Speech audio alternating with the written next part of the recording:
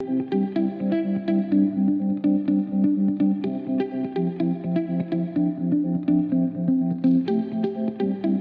20th Sunday in Ordinary Time brings us to a very famous passage from the letter to the Hebrews. It's in Hebrews chapter 12, verses 1 through 4, the famous description of the great cloud of witnesses that surrounds us. This is what it says. Therefore, since we are surrounded by so great a cloud of witnesses, let us also lay aside every weight and sin which clings so closely, and let us run with perseverance the race that is set before us, looking to Jesus, the pioneer and perfecter of our faith, who for the joy that was set before him endured the cross, despising the shame, and is seated at the right hand of the throne of God. Consider him who endured from sinners such hostility against himself, so that you may not grow weary or faint-hearted. In your struggle against sin, you have not yet resisted to the point of shedding your blood. Okay, what's going on here? Well, Hebrews chapter 12, this is very important, comes right after Hebrews chapter 11. And the reason that's so significant is in Hebrews chapter 11, you have the famous catalog of all of these various saints and figures from the Old Testament who exemplified the virtue of faith. And so what's happening in chapter 12 is a kind of summary statement that follows from the catalog of the Old Testament saints and the witness of their faith of what the implications are for the readers of the letter to the Hebrews. For our purpose here, I want to home in and focus on, most important of all, the image of the cloud of witnesses, because that's a very well-known image, but it's also somewhat nebulous. Sorry about that. It's just, I couldn't pass up the pun. All right, so what is he referring to here? Well, in Greek, when he says a cloud of witnesses, the Greek word is marturon. Now, we might think he means, a cloud of martyrs, but he doesn't mean a cloud of people, a group of people who've been put to death for the sake of Christ. Remember, martureo in Greek means to bear witness or to give testimony. So what he's describing there is the list of all of those Old Testament saints that he's just finished cataloging in chapter 11. He's describing them as a cloud of witnesses, of souls, of people who give testimony to faith in God, right? Who bear witness to God and to the truth of his promises. And what Paul seems to be describing here, this is really powerful, is the fact that although all of the people that he's mentioned in chapter 11 are dead, they've all passed away, they are still not only alive to God, but they somehow surround the members of the church on earth like a cloud descending from heaven to envelop them and surround them, right? Even in the present, although they've already passed away. So what the author of Hebrews is describing here is it's a description of all of the figures from the Old Testament and from salvation history that he's just cataloged in chapter 11, all of whom are dead. It's an assertion that they are somehow not just still alive to God, but that they surround the saints on earth like a cloud of witnesses, just like a cloud might descend from heaven and surround us. Think here of, for example, the Transfiguration, where the cloud overshadows Peter and James and John. And you have these two Old Testament saints, Elijah and Moses, appear and are conversing with Jesus. So too, the letter of the Hebrews here is saying that we are surrounded by this cloud of witnesses from the Old Testament. Now, where does the author of Hebrews get this idea that even though the saints of the Old Testament are dead, they can somehow still surround Christians on earth, believers on earth? And the answer is he gets it from Jewish tradition. In this case, from the Catholic Old Testament, but not from the Jewish scriptures, okay? So there's a very important passage that frequently gets overlooked from the second book of Maccabees, which is in the Catholic Old Testament, but not in the Protestant Old Testament and not in the contemporary Jewish Bible either.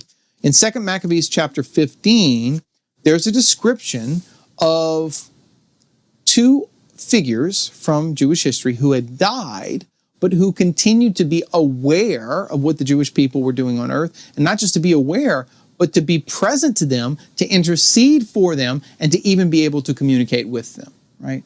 In other words, it's a description of the communion, or we would call the communion of the saints, although this is the communion of the Old Testament saints. So in the book of 2 Maccabees, chapter 15, verse 12, listen to this description of a vision that was had by Judas Maccabee, one of the leaders of the Maccabean revolt. of two deceased figures, Onias the high priest and Jeremiah the prophet. This is what it says, quote, "What Judas saw was this. Onias, who had been a high priest, a noble and good man of modest bearing and gentle manner, one who spoke fittingly and who had been trained from childhood in all that belongs to excellence, was praying with outstretched hands for the whole body of the Jews. Then likewise a man appeared, distinguished by his gray hair and dignity, and of the marvelous majesty and authority. And Onias spoke, saying, This is a man who loves the brethren and prays much for the people and the holy city, Jeremiah, the prophet of God." End quote. What 2 Maccabees is describing here, and this is written by a Jewish author during the Second Temple period, so it would reflect the beliefs of Jews at the time of Jesus, is that the high priest Onias and the prophet Jeremiah, who were both righteous men, are not only aware of what's happening to the Jewish people on earth, but they are actively praying for the Jewish people on earth through intercession and able to speak to certain representatives of the Jewish people, like Judah himself, and be encouraged in the face of the trials and tribulations that they were going through at the time of the Maccabean revolt. So what this text bears witness to is very important, is an Old Testament foundation for the Catholic belief, and Orthodox as well, that although figures from the Old Testament have died, they still are alive to God, and not just alive to God, but able to intercede for the saints on earth. Okay? So we have an Old Testament scriptural foundation for the intercession of the saints. So if we take that basic idea back to the letter to the Hebrews, and we go back to Hebrews chapter 12, we can then see what Hebrews is doing with it. So what the letter to the Hebrews is doing here is saying that because we are surrounded by so great a cloud of witnesses, in other words, because the saints of the Old Testament who lived lives of faith themselves while they were on earth continue to be present to us and surround us, therefore, let us also lay aside every weight and sin that clings to us, and let us run with perseverance the race that is set before us.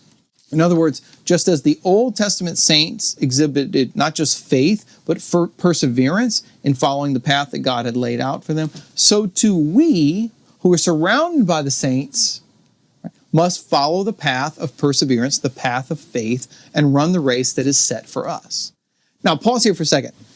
This is a fascinating use of a metaphor, because the letter to the Hebrews appears to be describing the relationship between the saints in heaven, or the saints who have gone on, and the saints on earth, like the participants in a race at an amphitheater, right? So it was very popular in the first century AD.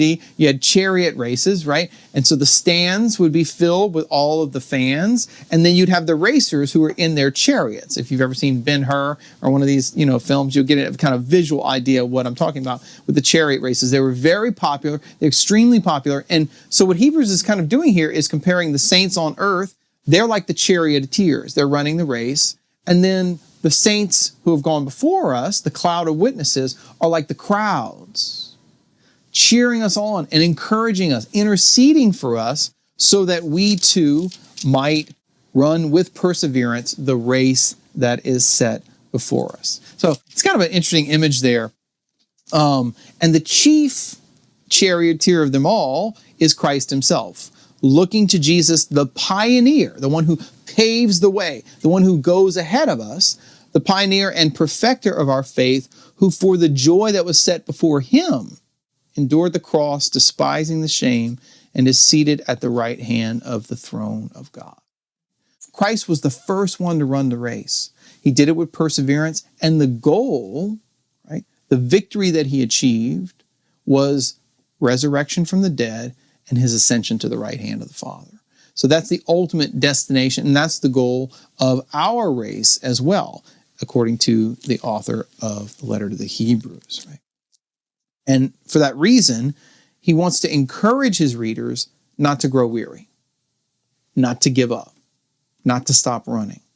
So he says, consider him who endured from sinners such hostility against himself, so that you may not grow weary or faint-hearted. In your struggle against sin, you have not yet resisted to the point of shedding your blood. So, in other words, He recognizes that his readers are facing difficulties, they're facing trials, they're facing tribulations, and they're tempted to do what, frankly, anyone who has to run a long race might be tempted to do, which is to give up because you're growing weary. And Hebrews says here, don't do that. Instead, look to Christ as the pioneer, as the one who paved the way, and realize that he did not give up, but he endured the cross. He despised the shame for the sake of the glory that was set before him, which is not just the resurrection, but being seated at the right hand of God in the heavenly Jerusalem. So, in closing, I just want to end here with two quick points. First, if you get a chance, go back and read through all of Hebrews chapter 11 if you want some real powerful examples of the kind of races that were run by the saints of the Old Covenant. I mean, we've already spoken about Abraham and Sarah, trusting God and being given the gift of children, the gift of the promised land. But he actually mentions other saints from the Old Testament, like King David, the prophets, Daniel, Jeremiah, Elijah, Isaiah, who, according to Jewish tradition, Jeremiah was stoned to death. He was executed by his own people. Isaiah was sawn in half. He was cut in half, dismembered by Manasseh, the wicked king of Israel. The Maccabees themselves are actually mentioned in Hebrews chapter 11. So I mentioned the second book of Maccabees. Well, Hebrews 11 has a reference to what appears to be the mother of the Maccabees and those who despise being put to death because they trusted that they would receive their bodies back in the resurrection. So that's the kind of perseverance that the letter to the Hebrews is holding up for its readers as a model. You want to be a true martyr, you want to be a true witness to Christ, then you should be willing to suffer even stoning, death by stoning like Jeremiah, or death by dismemberment by Isaiah for the sake of the gospel. Don't give up. If you've not yet resisted to the point of shedding your blood, then you haven't run the race all the way to the end, like the saints who came before you. And the second point I would highlight is, in closing, from the Catechism of the Catholic Church. It is no coincidence that when the Catechism has a teaching on the intercession of the saints, right, it points to this text from Hebrews chapter 12, verse 1 and following. Because, as you're probably aware, there are some Christians who reject the idea of asking for the intercession of the saints. Usually, it's Christians from Protestant ecclesial communities who, by the way, don't have the book of 2nd Maccabees in their Old Testament. So you can understand why they might not have as clear a scriptural reference to the intercession of the saints if they're missing that particular book. But you don't really even need 2nd Maccabees 15 to show that the saints that have died are not dead, but alive to God and actually attentive to the activities of believers on earth. All you need is Hebrews chapter 12, because it's really clear when it says we're surrounded by this cloud of witnesses that it's referring to the saints who have passed on already, who have gone before us. So in the Catechism of the Catholic Church, paragraph 2683, I just want to highlight for you how this text is interpreted officially by the Church with regard to our belief in the article of faith, the communion of saints, but also our belief in the practice of the intercession of the saints for those who are on earth. This is what the Catechism says, and I quote, "The witnesses who have preceded us into the kingdom," cf. compare Hebrews 12:1, "especially those whom the Church recognizes as saints, share in the living tradition of prayer by the example of their lives, the transmission of their writings, and their prayer today. They contemplate God, praise Him, and constantly care for those who they have left on earth.